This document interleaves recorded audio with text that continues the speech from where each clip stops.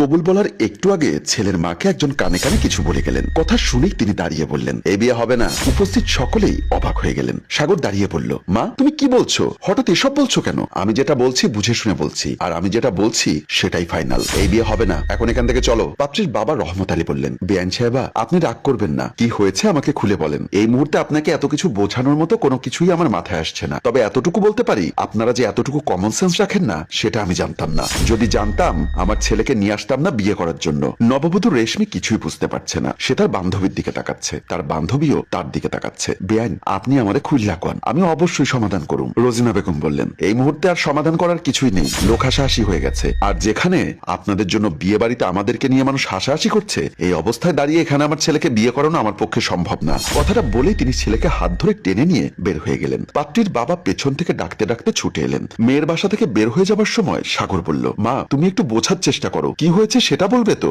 এরকম একটা বিয়ে বাড়ি, এত মানুষজন, এত আয়োজন, এখানে সবকিছু ফেলে এভাবে চলে যাচ্ছ? হ্যাঁ সবকিছু ফেলে চলে যাচ্ছি। কেন তোর ওদের জন্য দরদ উতলে পড়ছে নাকি? বিয়ে এখনো হলো না এর মধ্যেই দেখি। এমন সময় রহমত আলী এসে বললেন, বেআইন আমারে দয়া করেন, একটু দয়া করেন আমারে। আমার ঘর ভর্তি মেহমান, অনেক টাকা খরচ কইরাও অনেক আয়োজন করছি। এইভাবে সব নষ্ট কইরা যদি চইলা যান তাহলে যে আমার মান সম্মান সব নষ্ট হইব। বাহ, নিজের মান সম্মানের কথা তো ভালোই বোঝেন দেখছি। তো আমাদের কথা ভাবতে পারলেন না? আমাদের মান ইজ্জত নষ্ট হতে পারে, এটা বুঝলেই তো আজকে আর এই সমস্যাটা হতো না। মা তুমি একটু ওনাকে পরিষ্কার করে বলো। রোজিনার ছেলের দিকে বড় বড় চোখ করে তাকালেন। তিনি আবারও চলে যেতে চাইলে রহমত আলী এবার তার হাত ধরে বললেন, বেআইন আপনি একবার কইয়া দেখেন, আমি সবকিছু সমাধান করুম। এদিকে খাবার টেবিলে বরপক্ষের কয়েকজন বসে আছে মনমরা হয়ে। তারা খাবার খাচ্ছে না, বরং একজন আরেকজনের দিকে তাকাচ্ছে বারবার। রোজিনা বেগম এসে বললেন, কেন এসব করছি বুঝতে পারছেন না তো? দেখুন অবস্থা। সাগর বলল, ওরা খেতে বসেছে, এখানে আর কি দেখতে বলছো? আমি নিজেই তো কিছু বুঝতে পারছি না। রহমত আলী একজনকে বললেন, বাবা তোমাগো কি কোনো সমস্যা হইতেছে? ছেলেটা দাঁড়িয়ে বলল, সমস্যা হচ্ছে মানে?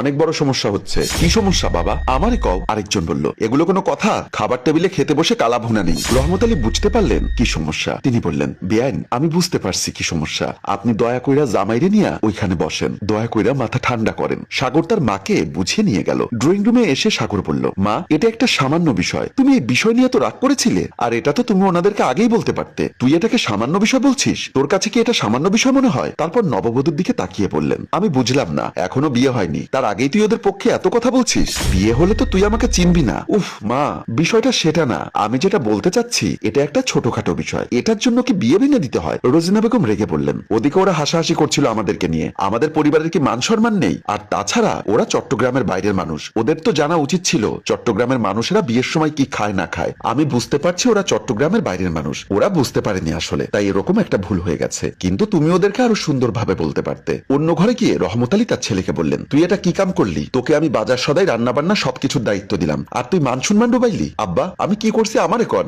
আপনি যেরকম টাকা পয়সা দিচ্ছেন সেরকম বাজার সদাই কইরা আমি রান্না বান্নার ব্যবস্থা করছি, আমার দোষ কোথায়? রহমত আলী বললেন, তোর মতো এত বড় একটা ছেলে আমার ঘরে আছিস, তুই একটু খোঁজ খবর তো নিতে পারতি। চিটাগাঙ্গা মানুষেরা বিয়ের সময় কি খায় না খায় আমরা তো জানি না। তারা যে বিয়ের সময় কালা ভুনা না পাইলে এরকম করবে সেটা তো বুঝতে পারি নাই আগে। আব্বা সত্যি কইতে কি এটা আমারও জানা ছিল না। তুই এক কাজ কর, এই টাকা পয়সাগুলো রাখ, এখনই গিয়ে কিছু গোস্ত নিয়ে আয়। কিন্তু আব্বা এখন গোস্ত নিয়ে এসে রান্না করতে করতে এত মানুষে ভাতের টেবিলে বসায় রাখা কি উচিত হবে? তাছাড়া এখন গোস্ত রান্না শুরু করতে গেলে তো অনেক দেরি হয়ে যাবে। আরে বাবা কিছুই করার নেই, তুই আগে কালা ভুনার ব্যবস্থা কর, অন্তত পক্ষে জামাই আর বিয়াইন দিয়ে তো খাওয়াইতে পারুম। আচ্ছা আমি যাই। এদিকে নববধূ দাঁড়িয়ে বলল, আপনাদের যদি খুব বেশি সমস্যা হয় তাহলে বিয়েটা ক্যান্সেল করে চলে যেতে পারেন। রেশমির বান্ধবী অবাক হয়ে তাকে হাত চেপে ধরে বলল, কি বলছিস তুই? মাথা ঠিক আছে তোর? রেশমি বলল, আপনারা ভেবে দেখুন বেশি সমস্যা হচ্ছে কিনা। রোজিনা বেগম বলল, বা মেয়ের মুখে তো খই ফুটেছে, যখন দেখতে এসেছিলাম তখন তো এরকম দেখিনি। রেশমি বলল, তখন তো আপনাদেরকেও এরকম দেখিনি তাই না?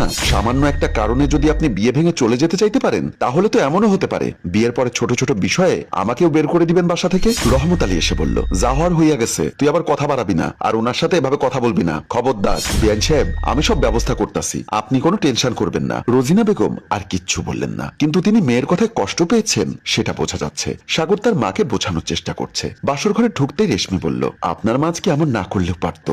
আমাদের মান সম্মান বলতে কি আর কিছু আছে? আমি বুঝতে পারছি আমার পরিবারের সাথে এমন কিছু হলে আমারও খারাপ লাগতো। আমি যতটুকু পেরেছি হ্যান্ডেল করেছি, না হলে তো আরো বেশি হতে পারতো। কিন্তু আপনার বাসায় যাবার পরে যদি এরকম আরো অনেকগুলো সমস্যা তৈরি হয় তখন কি করবেন? আপনার মা যদি সবসময় সামান্য বিষয় নিয়ে